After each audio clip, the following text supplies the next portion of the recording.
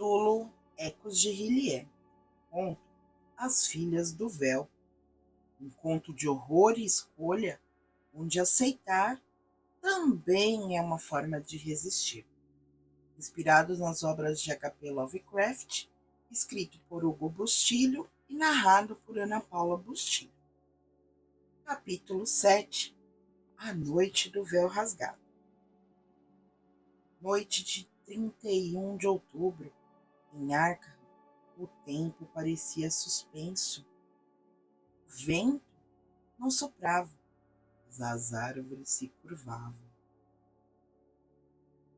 Às 17h17, cada um dos 9 tomou seu lugar nos 7 pontos traçados pelo ritual. Não havia comunicação, apenas o pacto silencioso do que precisavam fazer. Ana Paula, no antigo cemitério da cidade, posicionou o fragmento de reflexo sobre a pedra do altar. Quando o vento soprou de dentro da cripta, ela soube que não estava sozinha. Carlos desceu ao necrotério. Ao abrir o frasco do cordão umbilical, a sala esfriou. Uma voz sussurrou seu nome, e um nome que ele não conhecia. Bem-vindo de volta, filho da recusa. Thaís selou o pingente ancestral entre páginas de um grimório costurado com cabelos. Ao traçar o símbolo sobre o chão com giz vermelho, sentiu uma pressão em seu peito, como se alguém a observasse do próprio passado. Toque riscou o selo central dentro da casa de Casey Amêncio. O botão brilhava, mas a adaga cantava. Cada traço que ele fazia parecia rasgar o ar. Ao terminar, sangue escorreu de sua mão, sem ferida aparente.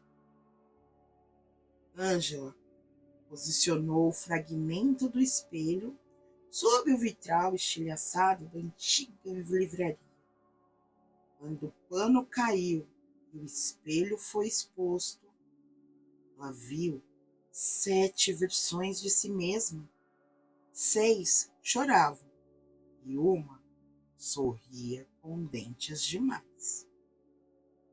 Rodrigo enterrou o véu na base da estátua de Cotton Mather. Ao fazê-lo, a pedra gemeu. Um símbolo lhe emergiu da rocha, como se esculpido de dentro. O ar ao redor estagnou. Maurício plantou a mandrágora sob a terra ainda úmida da estufa. Ela gritou, mas não como uma raiz, como uma mulher. Eric derramou a água do lago Blackwater no centro de um labirinto de folhas. O líquido, ele fluiu contra a gravidade, formando símbolos antes de ser absorvido pelo chão. Seu reflexo não o acompanhou de volta. Às 18h47, todos os 7 pontos brilharam ao mesmo tempo. Na casa de Kezia, Doc acendeu a última vela, uma chama azul, silenciosa. A adaga pulsava, o chão se movia e então o tempo estalou. Kezia Mention desceu as escadas de sua casa como se nunca a tivesse deixado. O rosto era uma máscara de cera viva. Os olhos 2 buracos devorando tudo. Ao redor, as outras bruxas, 7 véus, 7 bocas abertas. E uma 8ª sombra, sem forma, sem nome, espreitando por trás do tempo. Não se encerra o que é eterno, disse Kisiá. O som não veio da boca, veio do chão. Toque segurou a adaga com as 2 mãos. Os símbolos em seus braços queimavam. Não é eternidade, é repetição, ele respondeu. E repetições podem ser quebradas. No porão da cafeteria, os demais entoavam as palavras do manuscrito. A língua não era humana, mas todos sabiam o som. 7 nomes foram sussurrados ao contrário, cada um com uma lágrima, uma dor, uma lembrança. O selo central brilhou com fogo branco. Kesiá gritou. A sua pele rachou como porcelana antiga. As outras bruxas tentaram fugir, mas seus corpos começaram a tremer, instáveis entre o pó e a carne. A 8ª sombra hesitou. Loki avançou com seus olhos fixos na bruxa, a adaga consagrada em suas mãos, pulsando com a luz de 1000 pactos desfeitos. Mas assim que seus pés tocaram o centro da espiral, os símbolos em seu braço ferido começaram a queimar, não com fogo, mas com memória viva. A dor era insuportável. Seu corpo arqueou, os joelhos tocaram o chão e a adaga caiu de suas mãos. Ela tilintou como uma nota dissoante no chão da casa viva. O chão pulsava como carne, como se a casa fosse a própria Casey Mansion. De um canto escuro, onde não deveria haver um canto algum, algo rastejou, pequeno, de ossos dobrados em ângulos impossíveis. Tamanho de um rato, mas com cabeça humana. Era Brown Jakin, familiar de Kisiá. Arrastava-se com garras minúsculas, os olhos brilhando com crueldade ancestral, e pendurado em seu pescoço o pingente do colar, recolhido antes por mãos que ninguém viu. Brown Jakin apanhou a adaga, começou a caminhar em direção a Casey, mais viva do que nunca. E então veio a fumaça, densa, fria, e de dentro dela, Angela surgiu como um eco da resistência, com os olhos em brasa e a respiração contida. Cortou o ar como uma lâmina, pisou em cima da criatura. O som do osso esmagado reverberou nas paredes vivas. Brown Jakin gritou. Desapareceu como poeira que nunca deveria ter existido. Antes que Casey reagisse, Angela segurou a adaga, ergueu o pingente com a outra mão, cravou a lâmina no centro do colar, selando a invocação. Houve um grito coletivo. vindo de todas as bocas que não estavam abertas. As bruxas tentaram correr, mas o véu havia rasgado. O círculo de proteção que as mantinha em suspensão havia sido quebrado. Voltaram a ser mortais. Eis e Amêncio subiu, não com um estardalhaço, mas como uma sombra que perde o lugar onde habita.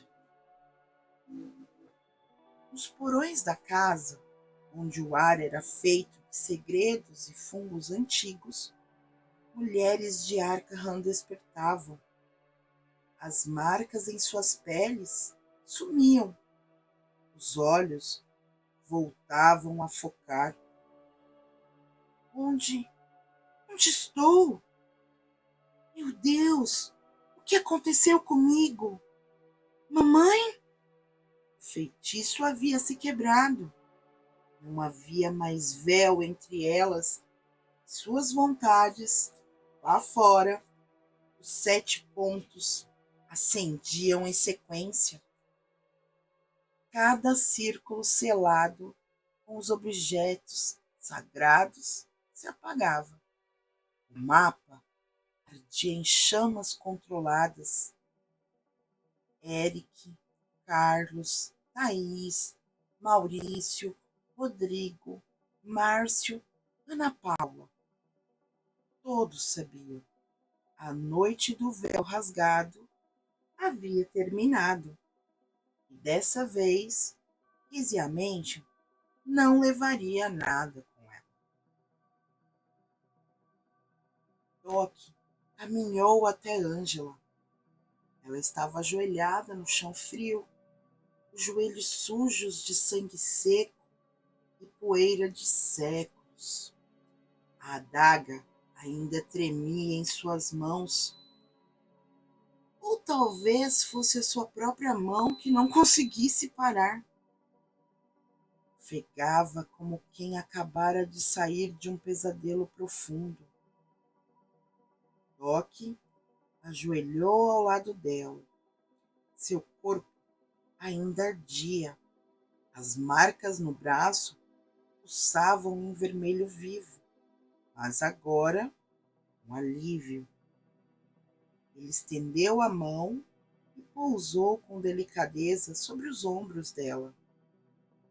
Ângela não reagiu. Você viu, disse ele, afirmando com voz rouca. Ela sentiu os olhos fixos em algum ponto do nada, como se ainda visse algo que os outros não podiam. Então, com um fio de voz, ela murmurou: mas eu não aceitei. Foi quando o seu corpo cedeu. Ângela tombou para frente, amparada por Doc.